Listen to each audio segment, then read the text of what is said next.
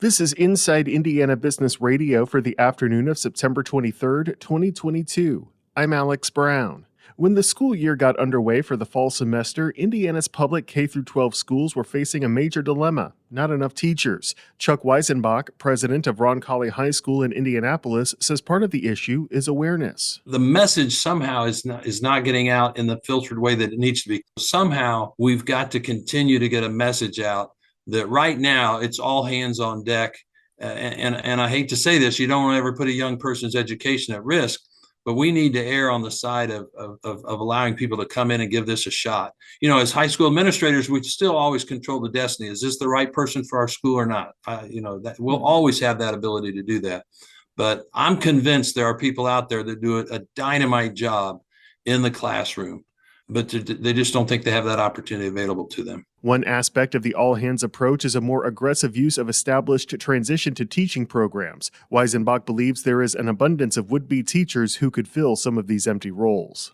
The Indiana Farm Fatality Summary from Purdue University's Agricultural Safety and Health Program reported 20 work-related on-farm deaths in Indiana in 2021. That's down from about 25 cases reported the previous year and marks the fewest cases reported in the past 8 years.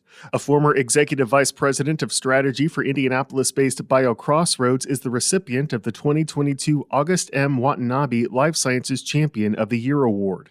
BioCrossroads says Nora Doherty is being recognized for her work supporting life sciences startups and managing 3 seed funds.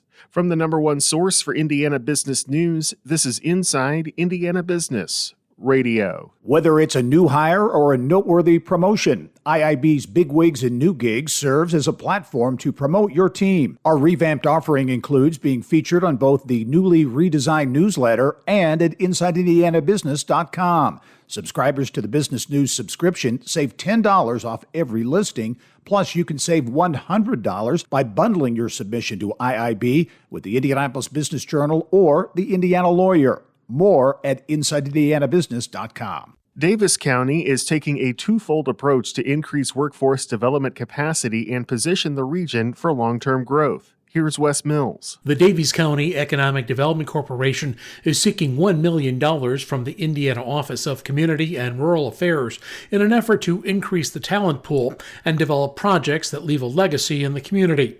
The organization has named Jill Campbell to a newly created position of Workforce Manager, where she will be responsible for coordinating with Daviess County businesses, education partners, and regional workforce development organizations to identify solutions for tackling the workforce and talent challenges facing employers. Daviess County is one of 9 counties selected for Okra's Hoosier Enduring Legacy Program, which could award up to $1 million in a 1-to-1 matching grant towards economic development. The DC EDC named Amber Warden as community coordinator of the county's HELP initiative.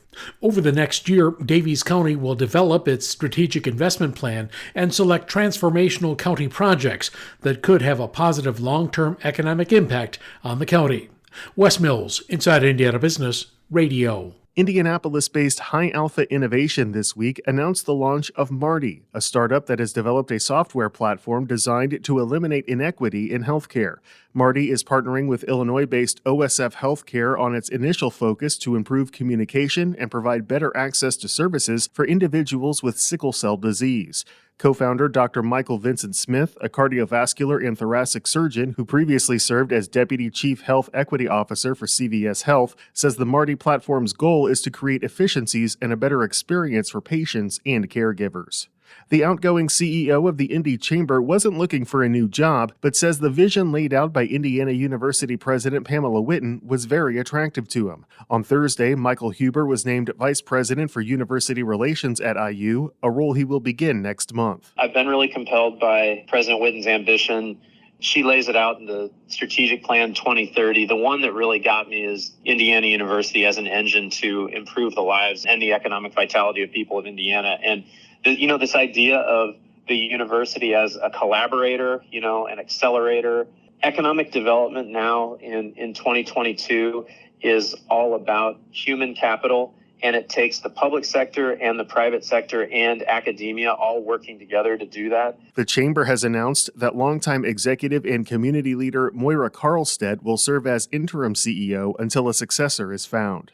Indie Sports Radio host Derek Schultz is this week's guest on the Business and Beyond podcast with Gary Dick, presented by PNC, a weekly conversation with high-profile Hoosiers in business, sports, and entertainment, and beyond. Available now from your favorite podcast provider.